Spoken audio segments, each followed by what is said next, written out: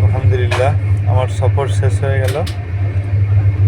আমি ফিরছি এখন। আমার আজমির থেকে রিটার্ন টিকিট কাটাই ছিল। আমি আসার সময় আজমিরে নেমেছিলাম। আজমিরে খাজা বাবার দরগাও গিয়েছিলাম। ওখান থেকে শিবগঞ্জ বাসে গিয়েছিলাম। শিবগঞ্জ ওখান থেকে বাসে ওই স্লিপার বাসগুলো যে নাইট সার্ভিস করে ওই বাসে গিয়েছিলাম। শিবগঞ্জ থেকে আবার ফের শিবগঞ্জে আত্মীয় বাড়িতে 3 দিন থেকে আবার ওখান থেকে ফের ওই স্লিপার কোচ বাসেতে আহমেদাবাদ গিয়েছিলাম। আহমেদাবাদে 3 দিন থেকে 3 দিন না 2 দিন থাকলাম। 2 দিন থাকার পর কালকে আহমেদাবাদ থেকে কাল রাত 11টার দিকে ট্রেন চেপেছিলাম। এসে আজমিরে নেমেছিলাম সকাল 6টায়। সারা রাত তো ঘুম নেই, কারণ চালু টিকিটে ওইখান থেকে এইখান পর্যন্ত এসেছি, আজমির পর্যন্ত। এখানটা দিয়ে এসির এত হাওয়া ঢুকছে, ঠান্ডা লাগছে, তাই রুমাল দিয়ে গার্ড দিয়ে দিয়েছি। এসির হাওয়া ঢুকছে, কান মতোটা এসে এসির হাওয়াটা লাগছে। এবার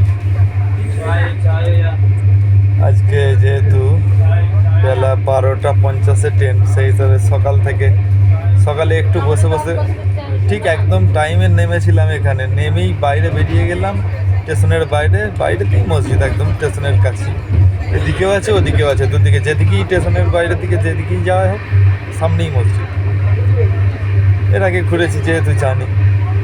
তো গিয়ে নামাজ পড়লাম, ফজরের নামাজটা জামাতের সাথেই পড়লাম। নামাজটা আদায় করার পর একটু রেস্ট নিয়ে নিলাম। ওই স্টেশনে রেস্ট রুম আছে, এখানে স্টেশনগুলো খুব উন্নত। স্টেশনে রেস্ট রুম আছে, সেখানে গিয়ে আরামে খানিকক্ষণ ট্যাক্সি গায়ে দিয়ে ঘুমিয়ে পড়লাম। একদম 10টা পর্যন্ত ঘুমিয়ে উঠে, রোজা তো আছি, ট্রেনেতেই সেহরি হয়ে গেছে।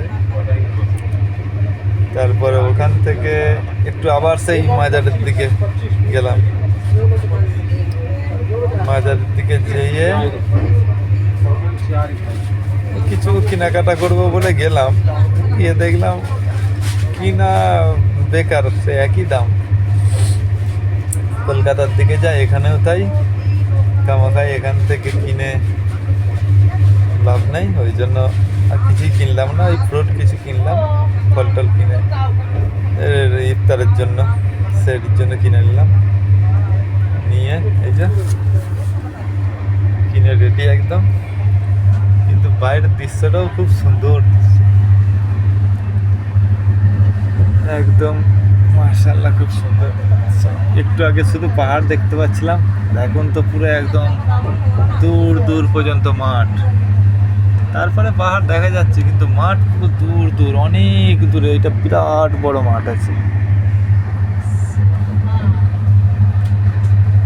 আসার সময় তাজমহল দেখেছিলাম, তারপর আর একটা কি লালকেল্লা দেখেছিলাম। ওগুলো হচ্ছে তখন হঠাৎ করে এসে গেছে, আমি তো জানি নাই, প্রথমবার এলাম। হঠাৎ করে এসে গেছে, আবার তো ক্যামেরা রেডি করার টাইম পাইনি। জানালা দিয়ে নিজেই দেখলাম, উপভোগ করলাম। খুব সুন্দর জায়গা। আপনার গুজরাটেও যে স্টেডিয়ামটা তৈরি হচ্ছে, যেখানে অলিম্পিক খেলা হবে, যেখানে ওই স্টেডিয়ামটার বাইরে দিয়েই এলাম আসবার সময় অটোয় করে। তো দেখলাম এত সুন্দর হচ্ছে রাস্তাঘাট, খুব সুন্দর। তবে মানতে বাধ্য যে বাংলার থেকে অনেক উন্নত। গুজরাট বাংলার থেকে অনেক উন্নত। গুজরাট, রাজস্থান, পশ্চিমবাংলার থেকে অনেক উন্নত। যাক, আস্তে আস্তে আমাদের পশ্চিমবাংলাও অনেক ডেভেলপ হচ্ছে, আরও হবে। এইগুলোও তার একদিনই হয়নি, আস্তে আস্তে হয়েছে। ওগুলো হবে, এইগুলো সব পুরো পাথর, এখানে কোনো চাষবাস হবে না। এগুলো সেই অ্যাকচুয়ালি মরুভূমিও বলা চলে, কিন্তু মরুভূমি বালি, এইগুলো পাথরের। আবার এই ধারটা এখানে একটা চাষ হচ্ছে, শুধু বাবলা গাছ আছে ওইগুলো, আর এইগুলো সব ছোলা চাষ হয়েছে। মাঠগুলো সব দেখার মতন। আলহামদুলিল্লাহ, সবাই দোয়া করবেন আমার জন্য। আর ভিডিও বেশি বাড়াচ্ছি না, বাইরের দৃশ্যটা খুব নিজে উপভোগ করছিলাম, তাই আপনাদের জন্য একটু করলাম ভিডিও।